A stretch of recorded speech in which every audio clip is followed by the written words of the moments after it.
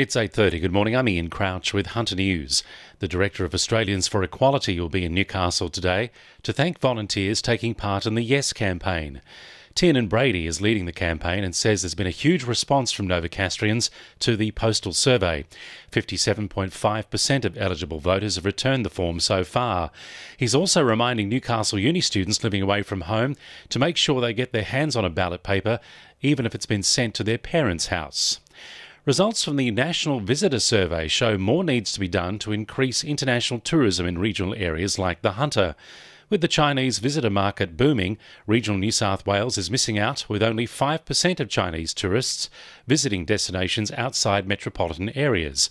Hunter Business Chamber CEO Bob Hawes says we have to keep working hard to encourage these visitors to move beyond Sydney. We've got good road and rail links to Sydney at the moment, but there's always room for improvement, making sure the message is getting out properly, that we do have attractions. We have got great countryside. We've got the whale watching and dolphins up in Port Stephens. We've got wine country. And, of course, the revitalisation of Newcastle itself, which we know is picking up momentum outside the region. A piece of Newcastle's rail history has been unearthed by construction crews working on the city's light rail line. The old Burwood Railway line has been uncovered in Hunter Street near the intersection of Derby Street. It was built in the 1850s to carry coal from a mine at Merewether to the harbour. The line was closed in the 1950s and tarred over. The tracks will be surveyed and recorded before being ripped up. Breakfast is the most important meal of the day, and unfortunately many school children from across the country and the Hunter go without food each morning. Foodbank New South Wales currently provides breakfast to more than 40 schools across the state, and we're looking to expand the program to 315 schools, providing 30,000 breakfasts each week. CEO Jerry Anderson says the state government didn't provide any funding to them to allow this to happen. Victoria funds a school breakfast program through Foodbank in Victoria to the tune of about $3.5 million a year.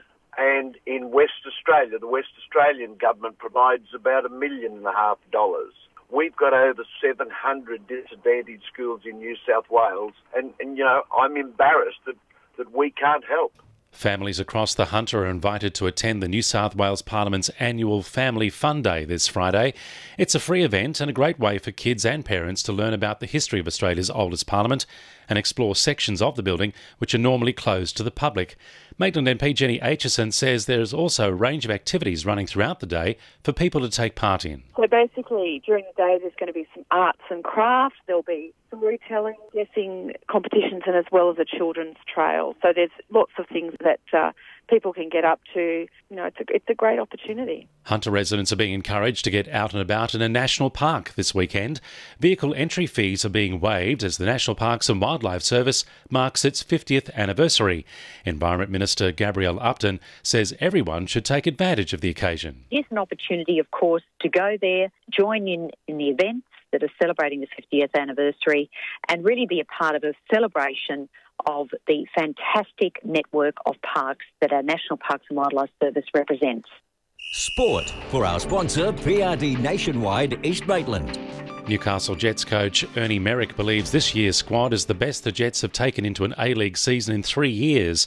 The Jets have enjoyed a strong pre-season with 3 wins against A-League opposition, including last year's premiers Sydney FC.